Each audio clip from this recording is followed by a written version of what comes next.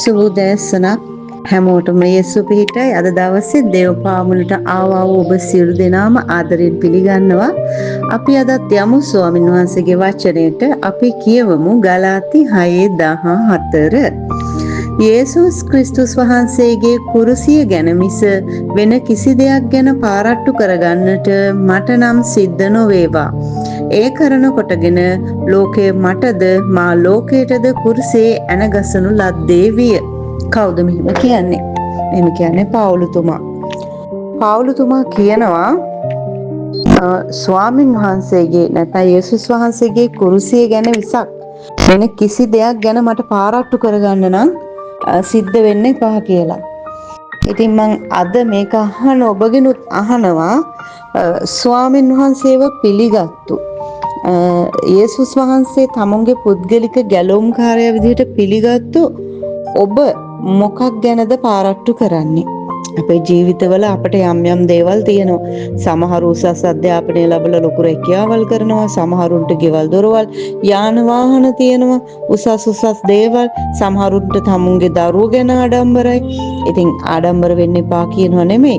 ඉතින් ඒ දේවල් පාරට්ටු කරගන්නවද ඔබ ස්වාමින් වහන්සේ ගැන පාරට්ටු කරනවද? ඉතින් මෙතන පාවුලුතුමා කියන්නේ ගොඩක් ලොකු පෝසතෙත් හොඳට ධනය තිබුණු හොඳ උගත් කෙනෙක්. පාවුලුතුමා ගොඩාක් උගත් පුද්ගලයෙක්. ඉතින් මේ වගේ කෙනෙක් රජෙන් යම් තනතුරු ඒ කාලේ යාට හම්බ වෙලා තිබුණා. ඒ වගේ තැනක හිටපු කෙනෙක්, ලොකු පෝසතෙක්, හොඳ අධ්‍යාපනයක් ලැබපු කෙනෙක්. ඉතින් යාට පාරට්ටු කරගන්න ගොඩක් දේවල් එයාගේ ජීවිතේ තිබ්බා. එයාගේ අධ්‍යාපනය, එයාගේ පෞල් පසුබිම, එතකොට එයා කරන රැකියාව, එයාට රජෙන් දීලා තිබ්බ වරප්‍රසාද, මේ හැම දෙයක්ම එයාට පාරට්ටු කරගන්න තිබ්බා.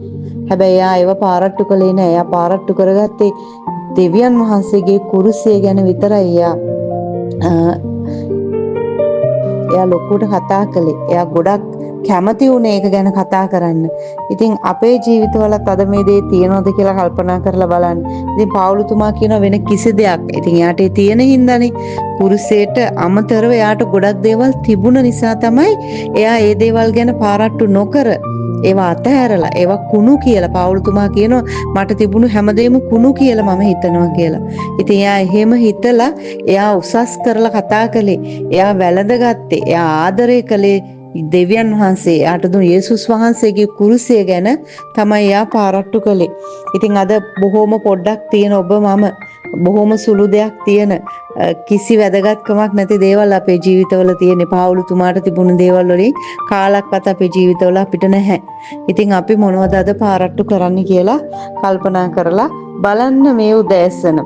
ඉතින් ඊට පස්සේ පාවුලුතුමා එතනින් නතර වෙන්න එයා කියනවා ඒ කරන කොටගෙන ලෝකය මටද මා ලෝකයටද කුරුසියේ ඇනගසනු ලද්දේ විය. ඉතින් පාවුලුතුමා කියනවා ලෝකෙට මම ඇනගහපු කෙනෙක් කුරුසියේ. ඉතින් මම ලෝකෙටත් ලෝකෙ මටත් ඇනගහලා තියෙන්නේ. කියන්නේ ලෝකෙගේ මගේ අතර වෙන්වීමක් තියෙනවා. ඉතින් සම්බන්ධයක් නැහැ. ඉතින් ඔබ කල්පනා කරලා බලන්න යම් කිසි දෙයක අපි මැද්දෙන් ඉරක් ගහලා දෙපැත්තට වෙන්කොලොත් එතන වෙන්වීමක් තියෙනවා. ඒ කියන්නේ එකතු වීමක් නැහැ මේ දෙක අතර. ඉතින් පාවුලුතුමා කියන්නේ ඒක තමයි. මට ලෝකෙ එක්ක එකතු වීමකුත් නැහැ. ලෝකෙට මා එක්ක එකතු වීමකුත් නැහැ. මට එතන සම්බන්ධයක් නම් ඇත්තෙම නැහැ කියලා. ඉතින් අද මම ඔබෙන් අහනවා මේ දේ ඔබේ ජීවිතේ තියෙනවද? ඔබ ලෝකයට ඇනගැසුණු කෙනෙක්ද? ඔබ කුරුසියට ඇනගැහිලාද ඉන්නේ? ඉතින් ඔබ දිහා බලන කෙනෙක් කියනවාද එයා ඇනගැහිලා ඉන්නේ? ඇනගැහෙනවා කියන්නේ ඇනගහපු කෙනෙක් මැරෙනවා. ඉතින් ඔබ ලෝකෙට මැරිලාද? ලෝකේ ආසාවල් පස්සේ තවත් දුවනවද? ඉතින් ඔබ දිහා බලලා කෙනෙක් කියනවාද අපෝ එයා කිසි ආසාවක් නැහැ කියන්නේ ඒක වරදවා තේරුම් ගන්න එපා. ලෝකයේ දේවල් වලට අසීමිත ලෙස ඇලුම්ව ආසාවෙන් දෙවියන් වහන්සේගේ කාර්යයට වඩා ලෝකයේ දේවල් වලට ආශාවෙන් මේ පසුපස ඔබ යනවා නම් ඔබ කුරුසිය ඇන ගැහිලා නැහැ. ඉතින් ඔබට එහෙනම් ලෝකයේ එක්ක පංගුකාරීත්වය තියෙනවා. මොකද දෙවියන් වහන්සේ කියනවා ලෝකයේ එක්ක මිතුරුකම දෙවියන් වහන්සේට සතුරුකම කියලා. ඉතින් කල්පනා කරලා බලන්න ලෝකෙත් එක්ක මිතුරු වෙලා දෙවියන් වහන්සේගේ සතුරෙක් වෙලා ඉන්නවද කියලා ඔබ මේ උදෑසන. නැත්නම් ඔබ කුරුසේ ඇන ගැහුණු කෙනෙක් නම් ලෝකයේ එක්ක ඔබට පංගුකාරකමක් නැතුව ඔබ ස්වාමින් වහන්සේගේ කුරුසේ ගැන පාරට්ටු කරමින් ජීවත් වෙන කෙනෙක්ද කියලා මේ උදෑසන මම ඔබගෙන් අහනවා. ඉතින් ඔබ අද දවසෙත් ඒ ගැන කල්පනා කරලා බලලා ඔබ ස්වාමින් වහන්සේ තුල එන ගහිලා නැත්නම් ඔබ ලෝකෙට මිත්‍රයෙක් වෙලා ඉන්නවා නම් අද දවසෙත් යන්න දේව පාමුලට ස්වාමින් වහන්සේ බලන් ඉන්නවා ඔබ එනකන්. අද දවසෙත් ස්වාමින් වහන්සේගේ වචනයට කන් දුන්න ඔබ සියලුම දෙනාට ආශිර්වාදාත්මක දවසක් වේවා. යේසු පිහිටයි හැමෝටම.